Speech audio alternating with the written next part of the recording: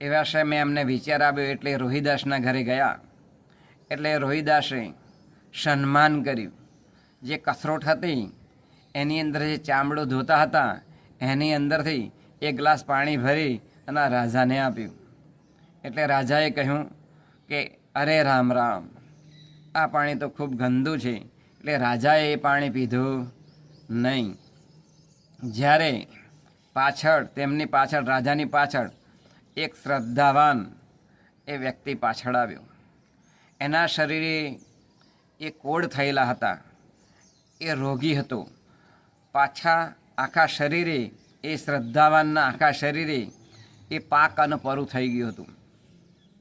એટલે એને આ રોહિદાસે જે કસરોટ હતી એ કસરોટની અંદરથી એક ગ્લાસ પાણી એ પેલા રોગીને આપ્યું તો તરત જ એ રોગ